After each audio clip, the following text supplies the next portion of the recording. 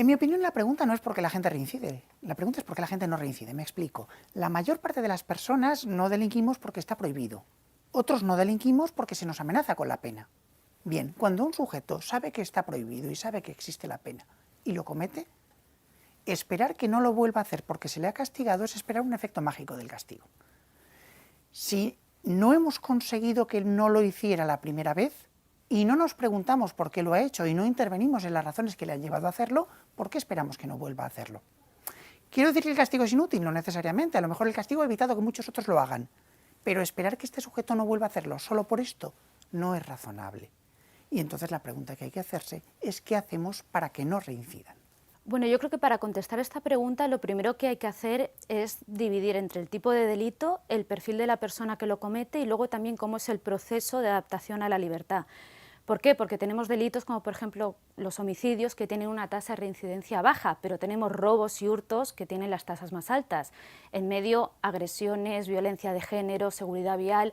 Entonces yo creo que hay algunos homicidios que la causa, sobre todo de reincidencia, son situaciones psicosociales, problemas de impulsividad, drogas, adicciones. Y luego tenemos otros, como por ejemplo robos y hurtos, que muchas veces están condicionados por el perfil de la persona que lo comete, y eso me permite vincularlo con el segundo punto. Falta de oportunidades, salir de la cárcel y no tener alternativas, la lentitud de la administración en muchas ocasiones. Y respecto a la tercera causa, ¿cómo es ese periodo de adaptación? Pasamos de reos que están con un control absoluto en instituciones penitenciarias a salir y tener que tomar sus propias decisiones, readaptarse, y creo que eso es una de las causas que a veces también explica la reincidencia.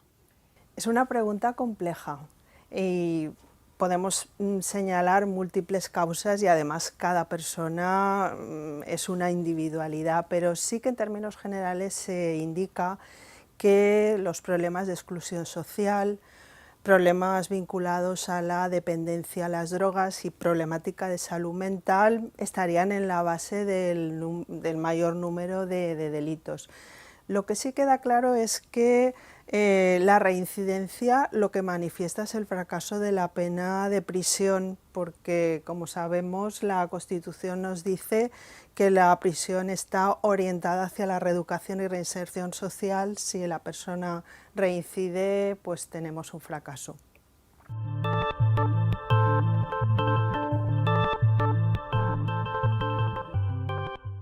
Plantear la pregunta por las alternativas en términos hipotéticos es sencillamente irreal, porque ni la privación de libertad ha sido siempre la sanción estrella de los sistemas penales, ni las alternativas son una cosa novedosa. Llevamos más de medio siglo estudiando alternativas a la prisión. Pero nuestra experiencia con las alternativas, y es una experiencia real en España, hoy el sistema penal impone más multas que prisiones, y hay un no desdeñable número de trabajos en beneficio de la comunidad. ¿Cuál es el efecto de todo esto? Pues tenemos luces y sombras. Las alternativas pueden diseñarse pensando en la resocialización, o pensando en la no intervención, o pensando en incrementar el control. Y esto es muy importante. El diseño de alternativas muchas veces lleva a que el sistema penal llegue a más sujetos durante más tiempo y con más intensidad. Cuando las alternativas repercuten en hacer un sistema más denso, más intenso, más intervencionista, no siempre están resocializando más, a veces están controlando más. Y todo esto hay que tomarlo con mucho cuidado. Bueno, yo creo que antes de la sentencia la mediación es importante, porque creo que hay un problema estructural en la reincidencia, y es que muchas veces tenemos en las prisiones a personas que a lo mejor deberían estar cumpliendo otro tipo de condena o estar en otro tipo de centros. Y respecto a las alternativas, yo creo que centradas sobre todo en medidas de sustitución de condena que sirvan para restaurar el daño, para repararlo, ¿de acuerdo? Trabajo social, diálogo con las víctimas, etcétera. En segundo lugar, medidas que estén reorientadas a la resocialización, ¿vale? A reeducación, a aprender. Y por último, tratamientos sobre determinadas conductas, adicciones, etcétera. Yo creo que ahí debería centrarse sobre todo el trabajo a las alternativas privativas de libertad. El Código Penal recoge un amplio catálogo de alternativas y sustitutivos. Por mencionar los más relevantes, en primer lugar tenemos la suspensión de la pena de prisión, de las penas privativas de libertad, dirigido fundamentalmente a los delincuentes primarios con penas cortas. se somete esa suspensión a una serie de condiciones.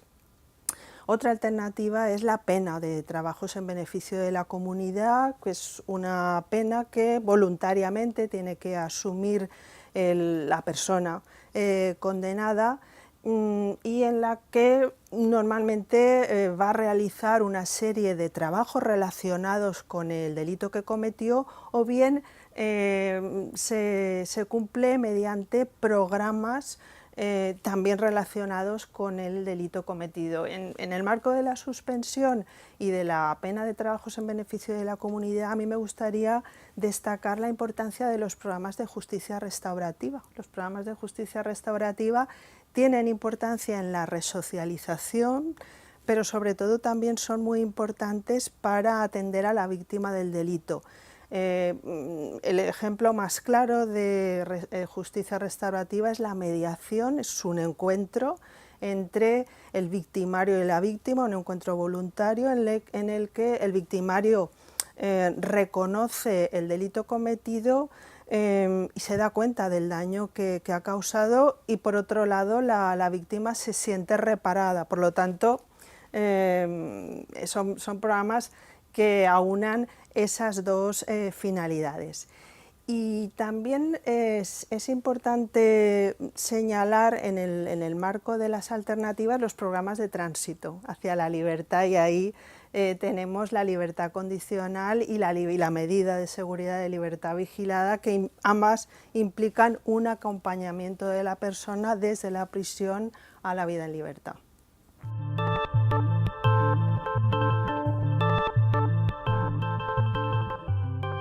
Al final, ser efectivo en la reinserción social depende de tres factores. Depende de haber sido capaces de evaluar por qué se ha delinquido, depende de diseñar adecuadamente la intervención para que no se vuelva a delinquir, y depende de implementar los medios humanos y materiales necesarios para esa intervención. Cuando todo esto funciona, los programas tienden a ser exitosos, y exitosos no es mágicos, pero reducen significativamente las tasas de reincidencia. Cuidar todo esto, sin embargo, exige atención y exige recursos. Cuando no los destinamos, es irreal esperar que se produzcan efectos mágicos.